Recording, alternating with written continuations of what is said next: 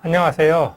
이번 시간에는 통일을 둘러싼 갈등과 해결 방안, 그 첫 번째 시간으로 국내 정치에서 본 갈등이라는 주제를 가지고 공부를 하도록 하겠습니다. 먼저 한반도 상황과 통일 문제예요. 먼저 우리 사회를 보게 되면 어때요? 최근에 통일에 대한 관심이 대단히 저조하다라고 이렇게 이야기를 합니다. 우리가 이 통일에 대한 관심에 관련된 여론조사는 조금 이따 다시 보기로 이렇게 하겠습니다. 그리고 통일 문제를 둘러싼 내적 갈등이 대단히 심합니다. 통일의 방식을 둘러싸고 우리 사회에서 어떤 보수와 진보 사이에 상당한 갈등이 있다는 거 여러분들 너무나 잘 알고 있는 내용들이죠. 우리 사회의 어떤 내부 문제는 이렇다라는 것을 알 수 있고요. 북한의 경우에는 어때요? 체제 이행을 여전히 거부하고 있습니다.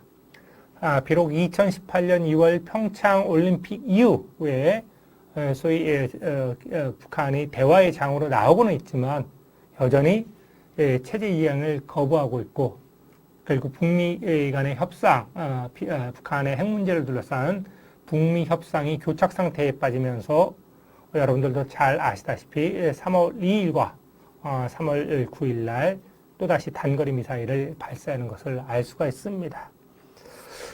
핵 도발을 계속해서 감행을 해왔죠. 2017년 9월 3일 제6차 핵실험 이후에 현재까지는 북한이 핵실험을 중단을 하고 있는 상황이다라는 것도 여러분들이 잘 알고 있습니다. 북한의 핵 도발과 관련돼서는 다시 한번 설명을 드리도록 하겠습니다. 그리고 남북한 관계는 어때요? 지금까지 보면 군사적인 대결 구도가 대단히 강했죠.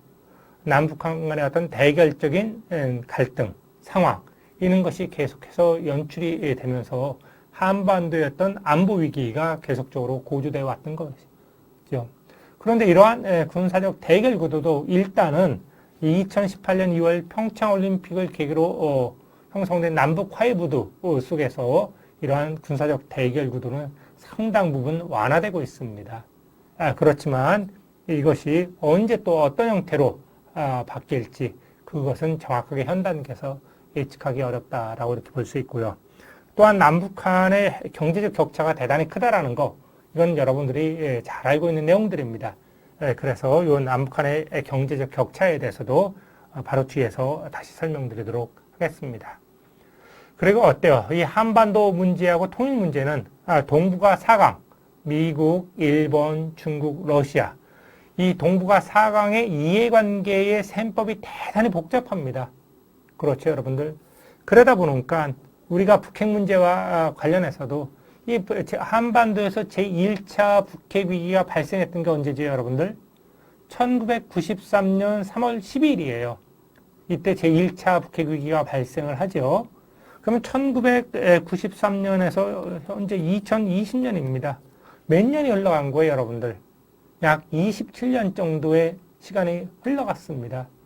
근데 27년이라는 시간 속에서 이 북핵 문제가 해결의 기미를 보이기보다는 더더욱 복잡한 양상으로 전개되고 있다라는 거지요. 그리고 2018년 1월 북한은 신년사에서 북한은 명실상부하게 핵을 보유한 국가임을 천명을 한다라는 겁니다. 우리 한국 국방부도 북한이 대략 10개에서 20개 정도 북한이 핵탄두를 보유하고 있다라고 이렇게 발표를 했고요. 그리고 전문가들은 대략 10개에서 한 30개 정도 북한이 핵탄두를 보유하고 있다라고 이렇게 이야기를 하고 있습니다. 그만큼 북핵 문제를 풀지를 못한다. 왜 이것을 못 풀까? 바로 동북아 4강이 한반도에 대해서 가지고 있는 인식, 이해관계, 이런 것들이 다르기 때문에 이 북핵 문제를 풀기가 대단히 어렵다라는 거예요. 또 하나는 이 통일 문제도 마찬가지입니다, 여러분들. 결국 기본적으로 동북아 4강은 평화적인 방식에 의한 통일은 지지한다 라고 이야기를 하지만 자국의 이해관계를 침해해서는 안 된다 라고 또 단서조항을 달아놓고 있다는 거예요. 그러니까 동북아 4강이 북핵 문제와 통일 문제에 대해 가지고 있는 이해관계가 다 다르다. 그러니까 결과적으로 통일의 과정 속에서는 이 동북아 4강의 복잡한 이해관계의 방정식, 이 셈법을 어떻게 풀어내느냐가 핵심 관건이 될 것이다라고 이렇게 보여집니다. 그렇다라고 하면 우리가 이야기하는 통일 문제, 이 평화 통일의 문제, 이거는 우리가 민족 문제죠. 남북한의 문제예요. 민족 문제인 동시에 어때요? 단순하게 민족 문제가 아니라는 거죠. 동시에 국제 문제다라는 거예요. 남북한의 문제인 동시에 동북아 상황과 남북한이 같이 결합되어 있는 그 이해관계가 대단히 복잡하게 얽혀있는 그 퍼즐을 풀어내는 것이 바로 이 통일의 과정이 될 것이다 라고 이렇게 말씀드릴 수가 있고요. 그래서 일단은 통일 문제는 민족 문제인 동시에 국제 문제의 성격을 가지고 있다라는 점을 여러분들이 먼저 이해할 필요가 있다라고 봅니다. 자, 우리가 좀 전에 이야기했던 우리 남쪽에서의 어떤 통일 인식을 보도록 합시다. 이게 2015년도 자료인데요. 이 2015년도나 2019년도나 대동소이합니다. 예. 우리가 보게 되면 가급적 빨리 통일을 해야 한다라는 응답을 보게 되면 이 20대 젊은 세대는 한 12.8% 정도 되죠. 반면에 30대는 어때요? 10.5%예요. 예, 그리고 60세 이상에서 15.6%입니다. 근데 우리 언론은 어때요? 우리 매스컴은 이 젊은 세대가 통일에 대한 관심이 저조하다라고 이렇게 이야기를 합니다. 저는 개인적으로는 좀 달리 생각을 하고 있습니다. 20대의 대학생들, 우리 한국에서의 대학생들은 지금 처해 있는 현실이 여유가 없어요. 취업 준비라는 그런 어떤 큰 장벽이 있습니다. 그런 장벽을 해결하는 것이 우선적인 과제잖아요. 우리 대학생들한테 있어서. 그러니까 결과적으로 이 통일 문제에 많은 관심을 가요. 그렇다라고 해서 이런 문제가 현실화될 경우 우리 젊은 세대가 이 문제에 대해서 반대를 할 것이냐라고 하면 저는 그렇게 보지를 않습니다. 제가 수업 시간에 많은 학생들하고 이야기를 해보지만 결국 이것은 현실에서 놓여있는 상황이 여의치 않기 때문에 이러한 낮은 응답률이 나오는 것이다 라고 저는 그렇게 보고 있습니다. 그래서 두 번째가 보게 되면 통일은 해야 하지만 서두를 필요가 없다 라는 걸 우리 언론에서는 우리 정부 당국에서는 통일은 해야 하지만 서두를 필요가 없다라는 응답을 통일 찬성 세력이라고 이렇게 놓고 계산을 합니다. 이 부분에 대해서는 저는 정책 당국과는 약간 해석이 다릅니다. 통일은 해야 하지만 서두를 필요가 없다. 대단히 유보적인 입장이거든요. 그런데 유보적인 입장인데 이 부분까지를 통일 찬성 세력으로 놓고 그 퍼센테이지를 계산하는 것이 맞느냐라는 거예요. 그렇게 했을 때 우리 20대 젊은 대학생들의 경우에는 이 부분이 낮게 나옵니다. 그러다 보니까 결과적으로 60대 이상에서는 이 적극적인 통일 찬성 입장과 유보적인 입장을 같이 합쳐놓고 보면 이게 86% 정도가 나와요. 그러니까 높게 나오죠. 그런데 20대의 경우에는 어때요? 이게 한 60% 정도 나옵니다. 다른 데에 비해서 적게 나온다라는 거죠. 그러니까 20대의 젊은 세대들이 통일 문제에 관심이 없다라고 이렇게 언론에서 이야기를 합니다. 그런데 이 부분에 대한 해석은 대단히 그 행간의 뜻을 읽을 필요가 있다라는 생각이 됩니다. 순수하게 이러한 데이터만을 갖고서는 단정적으로 어느 세대가 통일에 대한 관심이 낮다라고 이야기는 하는 것이 과연 올바른 해석일까라고 하는 부분에 대해서는 다시 한번 생각해 볼 필요가 있다라는 생각이 듭니다. 방금 전에 이야기했던 북한의 핵실험 추이와 능력이에요. 북한은 1993년에 제1차 핵실험을 했다라고 여러분들한테 말씀을 드렸습니다. 그리고 2002년 10월 달에 농축 우라늄 문제를 빌미로 해서 2003년 1월 달에 NPT를 재탈퇴를 합니다. 그러면서 제2차 북핵 위기가 발생을 했죠. 그러니까 1993년 3월과 2002년 10월에서 2003년 1월 요 사이에는 제2차 북핵 위기가 발생하던 시기예요. 그 1, 2차 북핵 위기 이후에 2006년 10월 9일 날 북한이 제1차 핵실험을 합니다. 여러분들 요 정도는 알아두세요. 북한이 언제 1차 핵실험을 했다고요? 2006년 10월 9일 날 제1차 핵실험을 했습니다. 그리고 2009년 5월 25일 날 제2차 핵실험. 그리고 2013년 2월 12일 날 3차 핵실험. 그리고 2016년 1월 6일 날 제4차 핵실험. 요 제4차 핵실험은 2016년 1월 6일 날 했잖아요. 그러고 나서 2월 7일 날 북한이 대포동 사고를 발사를 합니다. 이러한 과정 속에서 2월 10일 날 한국이 개성공단의 가동 중단을 선언하고 북한이 맞받아쳐갖고 맞대응을 하면서 2월 11일 날 개성공단 폐쇄를 결정을 합니다. 그래서 2016년 2월 11일이 되면 개성공단에서 남북의 왕래, 남북의 교류가 단절되는 그 시점. 바로 그 단초를 제공했던 것이 바로 제4차 핵실험이에요.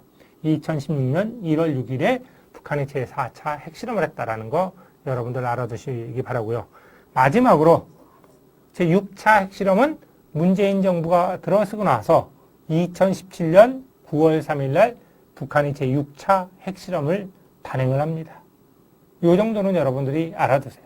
그래서 6차 핵실험 이후에 2018년 2월 북한은 신년사에서 북한은 핵무력을 완성했다라고 이렇게 발표를 하면서 그 이후에는 지금 사회주의 경제 건설에 매진하겠다라는 거예요.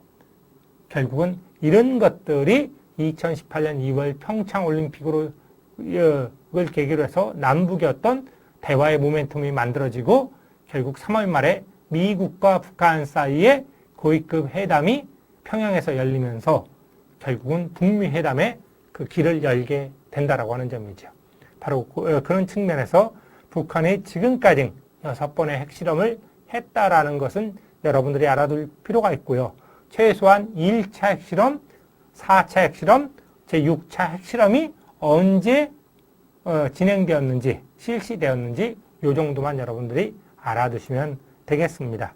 또한 위력을 보게 되면 북한의 핵 능력, 핵의 고도화가 상당히 이루어졌다라는 것을 알 수가 있죠. 예, 이 위력만 보더라도 그걸 알 수가 있고요. 이 핵무기를 만드는 그 재료는 원료는 플루토늄과 고농축 우라늄 이 두 가지. 그래서 원자탄의 경우에는 플루토늄 원자탄에 있고 고농축 원자탄이 있는 겁니다. 그런데 북한의 제6차 핵실험이 끝나고 나서 원통 모양을 2개를 이렇게 그거를 방송에서 내보냈습니다. 그러면서 수소탄 실험이다 라고 발표를 했는데 이 부분에 대해서는 아직도 완전히 확인된 바는 아니다. 북한 당국에서는 수소탄 실험을 했다라고 하고 한미 당국에서는 이러한 북한의 주장에 대해서 약간 유보적인 입장을 보이고 있다라는 거. 어찌됐든 간에 이러한 이야기는 북한의 핵 능력이 상당히 고도화 되었다라는 것을 단적으로 보여준다라는 것을 알 수 있죠. 그리고 세 번째, 남북한의 경제력의 비교지요. 뭐 여러분들 많이 들었을 겁니다. 1970년대 초반까지만 해도 북한이 남한보다 경제적인 우위에 있었지요. 그런데 이런 것들이 역전되기 시작했죠. 그래서 2016년을 보게 되면 명목 국민 총소득, GNI라고 이렇게 이야기를 하는데 이 GNI의 경우에는 남북의 차이가 45배다라는 거예요. 그러니까 소위 명목 GNI가 45배 차이다라고 하면 어때요? 결국은 북한이 어떻게 하더라도 한국 경제를 추월하는 것 자체는 불가능하다라는 거예요. 왜냐하면 경제력이 밑받침이 돼야 군사력을 증강을 시킬 수가 있잖아요. 그러니까 한국과 북한이 1년에 지출하는 국방비에서도 어마어마한 차이가 벌어질 수밖에 없다라고 하는 거죠. 2016년 1인당 국민소득의 경우에는 북한의 경우에는 146만 원 정도 이렇게 되고요. 우리 한국의 경우에는 한 3,200만 원 정도, 결국 한 22배 정도가 이렇게 차이가 난다라는 거죠. 1인당 국민소득 또한 22배 정도 차이가 나고 결국 명목 GNI는 남북의 차이가 45배 정도 차이가 난다. 그러다 보니까 북한 내에서는 남한에 의한 흡수 통일론을 상당히 경계하게 됐던 거지요.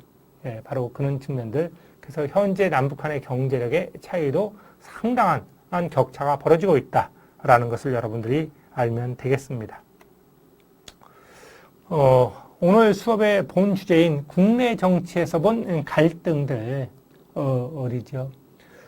이 문제는 우리가 소위 대북 통일 정책을 취하는 데 있어서, 통일 정책을 취하는 데 있어서 정권 교체가 계속해서 일어난다라는 거죠. 그럴 때마다 대북 통일 정책이 계속해서 출렁거리게 되면 참 이게 상대 국가로는 몇 가지 이중의 시그널을 보내는 격이 된다라는 겁니다. 그런 차원에서 우리가 여기에서는 지금 참여정부 시기하고 이후에 정부의 어떤 대북 통일 정책을 비교를 한번 해보면서 그러면 어떤 향후 평화 통일을 지향하는 과정에서 어떠한 대북 통일 정책이 필요할까라는 부분에 대해서 말씀드리도록 하겠습니다. 먼저 김대중 정부의 대북 통일 정책에 대해서 살펴보면 여러분들 다 잘 알고 있는 거 햇볕 정책이라는 거 많이 들어봤죠. 결국 김대중 정부 시기에 들어서게 되면 이게 98년이잖아요. 북한은 95년부터 고난행군 시기에 들어갑니다. 남북의 경제력의 격차가 막 커지지요. 이 시기 남한 내에서는 우리 한국 사회 내에서는 북한을 흡수통일하자, 흡수통일할 수 있다라고 하는 그러한 입장들이 막 대두되기 있었어요. 그러다 보니까 계속해서 그러한 한국 사회의 어떤 대북 통일관이 북한을 벼랑 끝 전술로 내몰았던 겁니다. 결국 기존의 대북 압박을 통한 흡수통합 방식이 결국 북한을 벼랑 끝 전술로 내몰면서 이런 것들이 결국 98년에 대포동 1호 미사일의 발사로 연결되는 그 단초가 돼버린다라는 거죠. 그래서 이렇게 갖고는 결국은 한반도의 평화정책이라는 것이 불가능하다. 그래서 대북 포용 정책을 취해 나가야 되겠다. 그래서 평화, 화해, 협력을 통한 남북관계의 어떤 개선을 목표로 하게 되죠. 그러면서 북한에 대해서 정치적으로 먼저 변화를 요구하면 이것은 변화할 수 없다라는 거죠. 여러분들도 마찬가지잖아요. 친구 관계에 있어서 친구한테 네가 변해라 라고 하면 싸움만 난다라는 거죠. 결국은 친구를 이해하려고 하는 그러한 노력들, 그러한 과정 속에서 자기 자신의 변화를 통해서 그 관계를 개선하려고 이런 것들이 대단히 어찌 보면 현명한 방식일 수 있겠다라는 거죠. 마찬가지로 이 햇볕 정책도 마찬가지예요. 북한에 대해서 정치적, 군사적인 압력을 강화하면 어때요? 북한이 계속해서 벼랑 끝 전술로 나온다는 거죠. 이러면 한반도에서 긴장이 고조되는 거잖아. 안보 위기가 고조돼요. 이렇게 해서는 안 되겠다라는. 그래서 먼저 북한에 대한 지원을 하자. 북한에 대한 지원이에요. 왜냐하면 이 시기는 뭐라 그랬어? 북한이 고난행군 시기예요. 정말 먹을 것이 없었던 시기입니다. 그러니까 북한에 대한 경제 지원을 해갖고 북한의 개혁 개방으로 나올 수 있는 그 길을 열어주자. 그러고 나서 북한의 변화를 유도하자. 경제 지원 후 변화예요. 그러니까 어때요? 이것은 정경 분리예요. 정치와 경제를 분리하자. 라는 거죠. 정치하고 경제를 일치시켜버리면 북한에 대한 지원을 할 수가 없고, 북한은 적대 국가잖아요. 이 시기에는 여전히 주적 개념이 살아있었던 시기입니다. 그럼 정경일치로 해갖고는 북한에 대한 지원이 불가능하다. 그럼 정경을 분리하는, 정치와 경제를 분리해서 사고하겠다라는 거예요.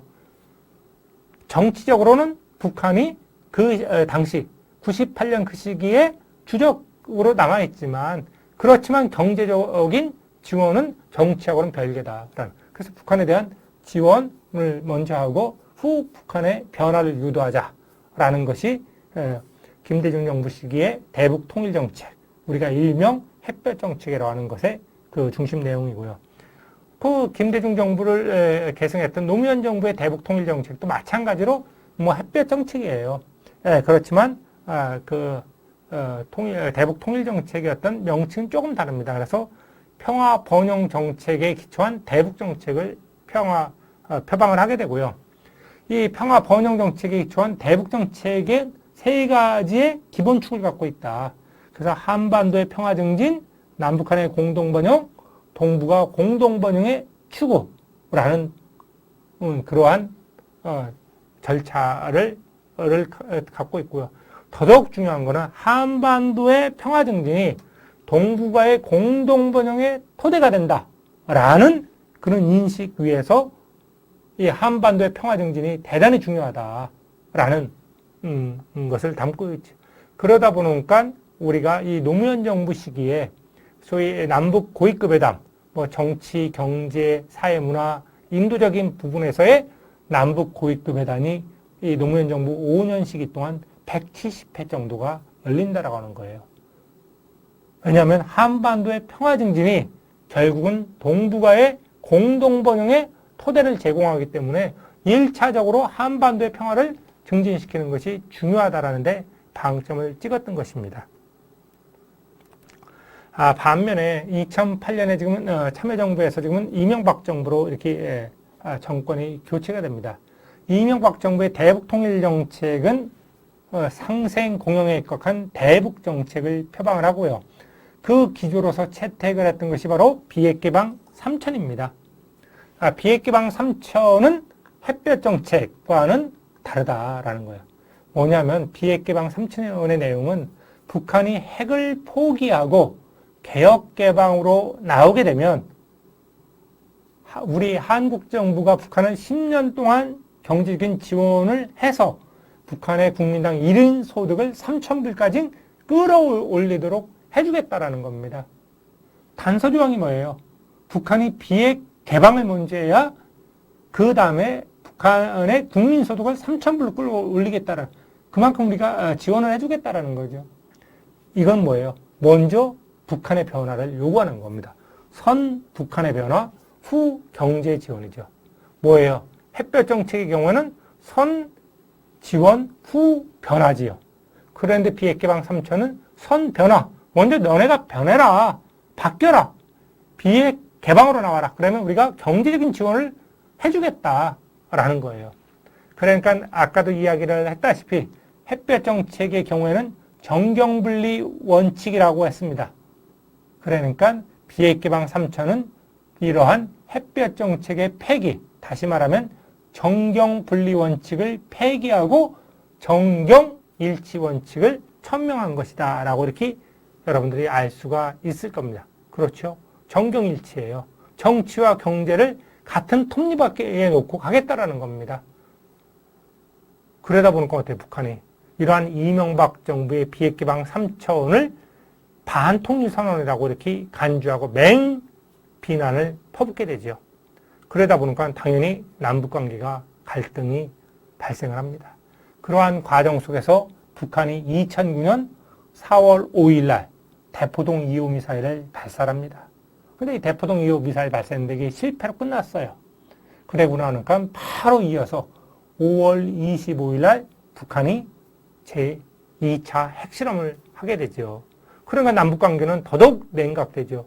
그러는 과정 속에서 2010년 3월 26일 날 천안함 사건이 발생을 하고 11월 23일 날 연평도 도발 사건들이 1년에 남북관계가 고조되는 북한이 정전협정을 위반하는 그러한 군사적 도발을 단행한다라는 거죠.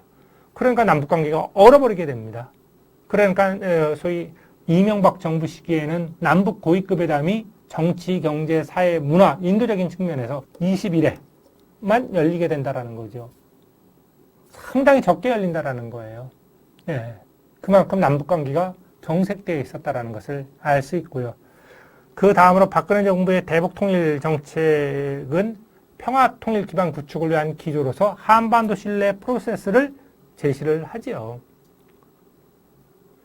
그래서 신뢰를 형성하는 것이 전제 조건입니다.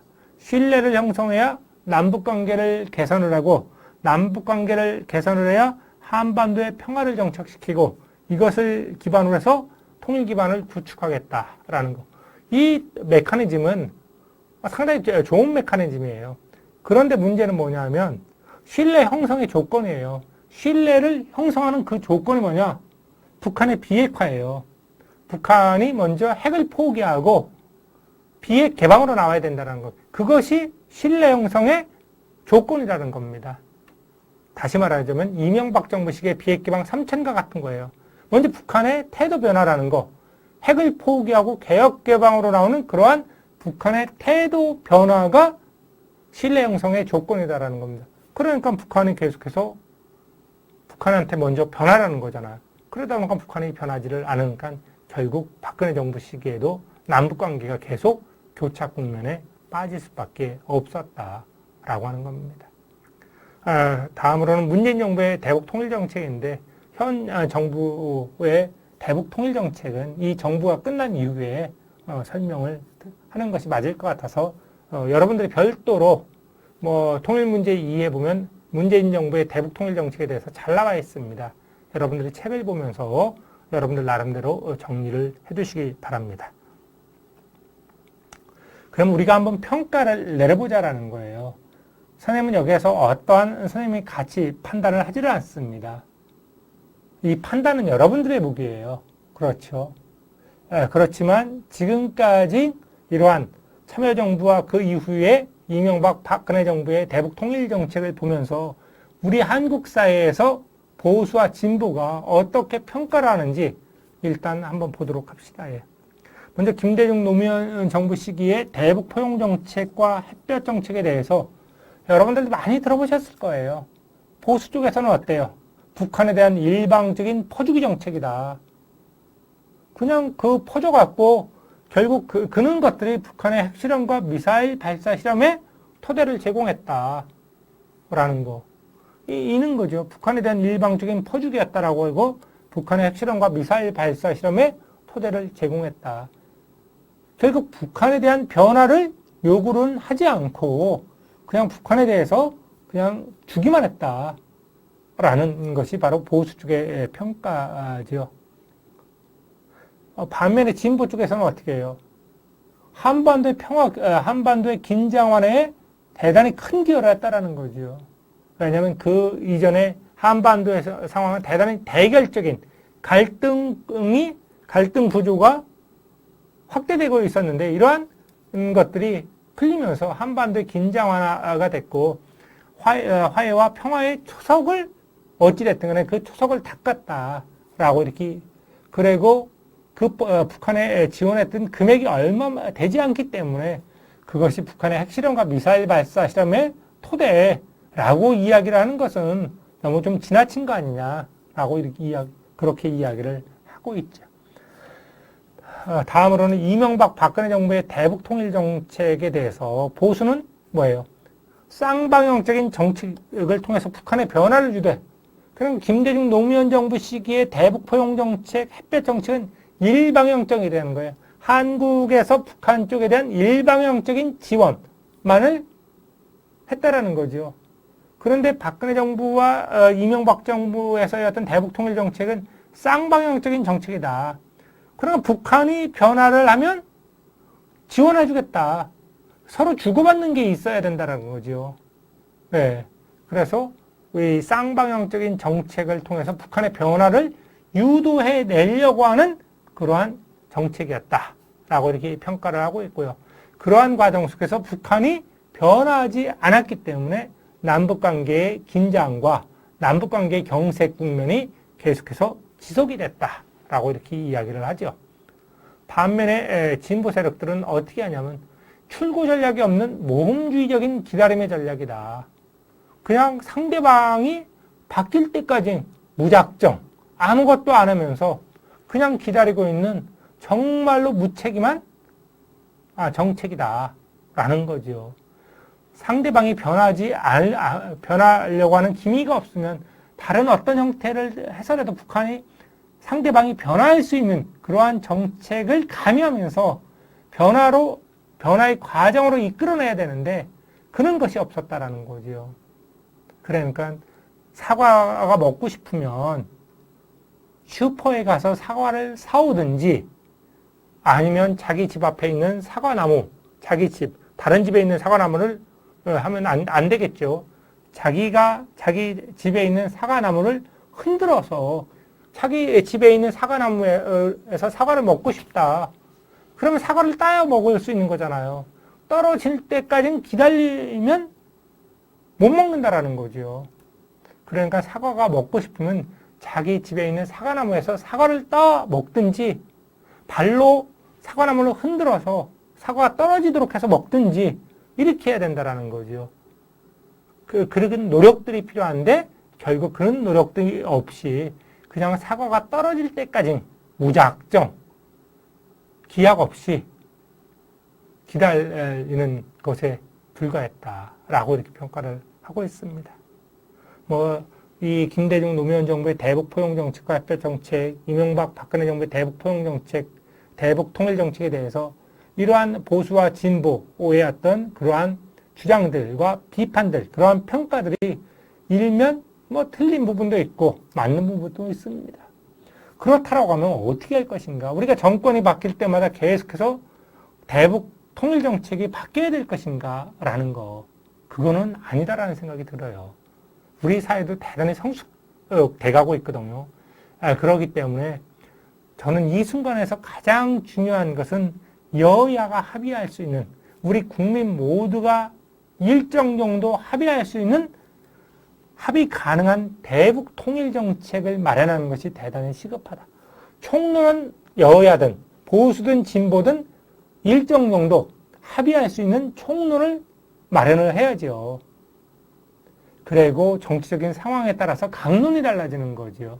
총론 자체도 흔들리면 안 된다는 거예요. 그래서 국내 정치에서 본 갈등을 해결할 수 있는 가장 좋은 방법은 뭐냐. 그러니까 여야, 보수와 진보가 한 발짝씩 뒤로 양보해서 결국 우리 사회, 우리 국민 모두가 동참할 수 있는 그러한 합의 가능한 대북 통일 정책을 만들어서 그것을 기준으로 해서 그것을 가이드로 해서 대북 통일 정책을 추진해 나가는 것이 현 시점에서는 대단히 중요하고 기묘하다라고 저는 그렇게 봅니다. 그런 측면에서 서독의 1969년 빌리 브란트 총리가 했던 동방 정책은 우리한테 시사하는 바가 대단히 크다라고 이렇게 봅니다.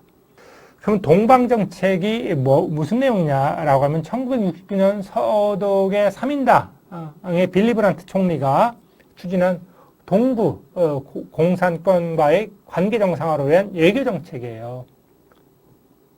이 빌리 브란트 총리가 취임 연설에서 동독을 국제법상 하나의 국가로, 정상적인 국가로 인정하는 거, 승인하는 거, 레코그나이즈 하는 거, 이것은 할 수 없지만 동독이 존재하는 거, 현실적으로 존재하는 것은 인정할 수밖에 없다 라는 거죠. 그래서 동독의 존재를 독일 내 제2국가로 인정을 한다라는 거죠. 그렇기 때문에 동독 정부와 만날 용의가 있다는 겁니다. 그 전까지는 어때요? 소위 동독을 인정을 하지 않았던 겁니다. 예. 그러니까 동독하고의 어떤 대화의 문이 완전히 닫혀버렸던 거죠. 근데 빌리 브란트 총리가 동방 정책을 추진하면서 이 동독을 국제사회에서 하나의 공식적인 국가, 이거로는 레코그나이즈 할 수 없다. 그렇지만 동독의 존재라는 거, 현실에서 동독이 존재하는 거, 그것은 인정할 수밖에 없지 않냐. 어크날리지먼트는 할 수밖에 없다라는 거예요. 그러한 기조 위에서 동독과 만나서 문제를 풀어나가겠다는 것이 바로 동방정책이에요. 그 이전에는 어땠느냐면 동독을 정식 국가로 승인한 나라하고는 외교 관계를 맺지 않는다라는 할슈타인 원칙이 있었어요. 그런데 이 동방정책은 할슈타인 원칙을 폐기해버리는 거예요. 그래서 1970년에 이 서독과 소련이 불가침 조약을 체결합니다. 이런 것들이 되는 거죠. 그런 거 위해서 72년에 동서독 기본조약을 체결해요. 동서독 기본조약이 10개 조항으로 되어 있거든요. 그 동서독 기본조약을 체결을 함으로써 결국은 국제무대에서 동서독이 소위 경제, 문화, 사회, 과학, 스포츠 교류를 할 수 있는 그 토대를 만든다라는 겁니다. 그리고 서독이 다른 동독의 국가들, 동유럽의 국가들과 모두 국교를 정상화하지요. 이러한 과정 속에서 결국은 90년에 통일을 이룰 수 있었다. 그리고 더 나가서 이야기를 했다시피 82년에 기민당의 콜 총리, 이 보수정당이죠. 보수정당의 콜 총리조차도 이 동방정책을 그대로 계승을 한다라는 점, 그런 점은 우리가 눈여겨볼 필요가 있다라고 이렇게 말씀드릴 수가 있습니다. 자, 오늘 배운 내용 중에서 두 가지만 이렇게 살펴보면 1969년 분단된 독일에서 서독이 추진한 통일정책을 무엇이라고 할까요, 여러분들? 대단히 중요하죠. 동방정책입니다. 예. 그리고 두 번째 문제는 김대중 정부는 평화, 화해 협력을 통한 남북관계 개선을 목표로 한 햇볕정책, 대북포용정책, 햇볕정책을 표방했고, 이명박 정부는 상생공영에 입각한 대북정책을 발표하고 그 정책 기조로 비핵개방 3천을 표방했다라는 것. 그래서 비핵개방 3천과 햇볕정책은 그 내용이 상이하다라고 하는 거 여러분들이 잘 알면 좋을 것 같고요.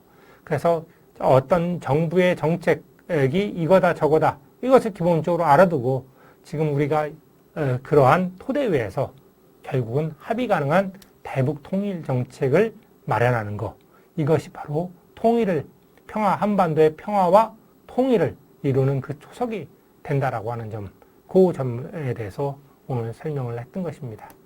오늘 강의는 여기서 마치고요. 감사합니다.